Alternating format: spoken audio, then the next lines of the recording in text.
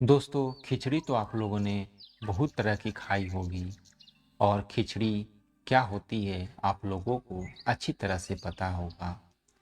जो बात को खिचड़ी किया जाता है तो कहानी इस प्रकार है। बीरबल की खिचड़ी। आइए सुनते हैं। एक दिन बादशाह अकबर ने अपने पूरे महल में ये घोषणा की कि जो आदमी सर्दी के मौसम में नदी के ठंडे पानी में पूरी रात खड़ा रहेगा उसे बादशाह अकबर खुद पुरस्कृत करेंगे। अकबर के कहे अनुसार पूरे नगर में डंका पिटवा कर बताया गया कि सर्दी के मौसम में नदी के ठंडे पानी में पूरी रात जो व्यक्ति खड़ा रहेगा उसे राजा अपने हाथों से इनाम देंगे।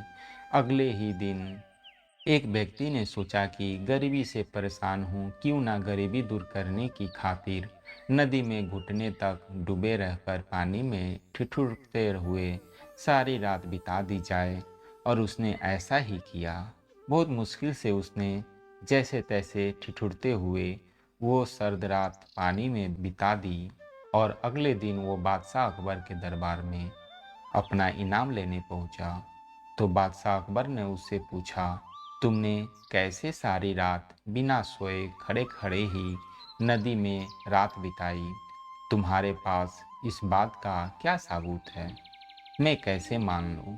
इस पर उस व्यक्ति ने उत्तर दिया कि जहाँपना, मैं सारी रात नदी किनारे से जो महल के कमरे में जलता हुआ चिराग दिख रहा था, मैं पूरी रात उसे ही देखता रहा और जागते हुए सारी रात नदी के ठंडे पानी में गुजार दी।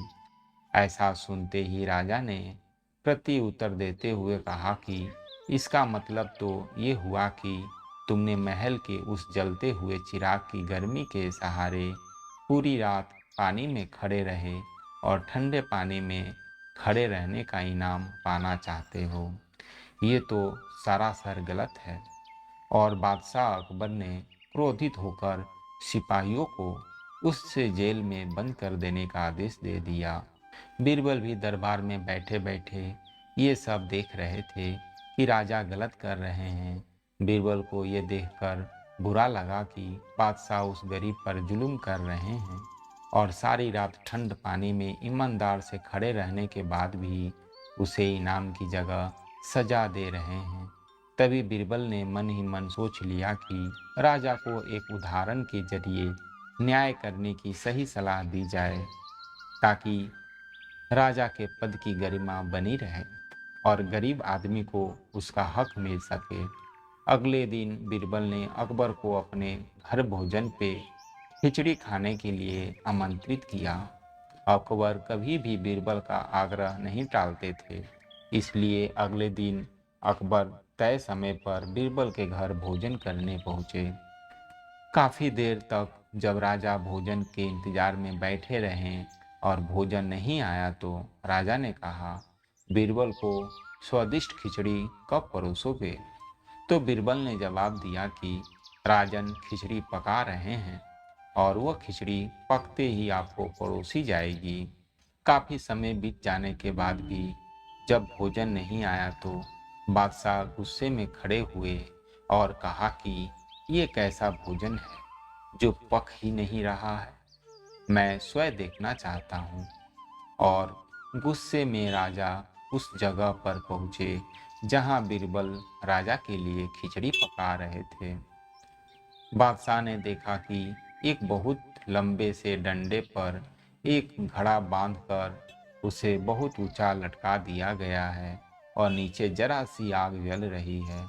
पास में बीरबल आराम से खटिए पर लेटे हुए हैं। इस पर बादशाह ने गुस्से में बीरबल से पूछा कि ये क्या तमाशा है? क्या ऐसे भी खिचड़ी पकती है? बीरबल, तुम बेवकूफ़ी कर रहे हो। ऐसे तो ना करो। कभी खिचड़ी पकेगी ही नहीं, ना मैं खा पाऊंगा। इस पर तुरंत ही बीरबल ने कहा, माफ़ करे जहाँपना, खिचड़ी जरूर पकेगी, पर वैसी ही पकेगी जैसे कि उस व्यक्ति ने सारी रात नदी के उस ठंडे पानी में 1 किलोमीटर दूर महल के दिए की गर्मी लेते हुए रात बिताई थी। बादशाह अकबर को बात तुरंत समझ में आ गई। उन्होंने बीरबल को गले लगाया और उस निर्धन व्यक्ति को तुरंत रिहा करने का आदेश दिया।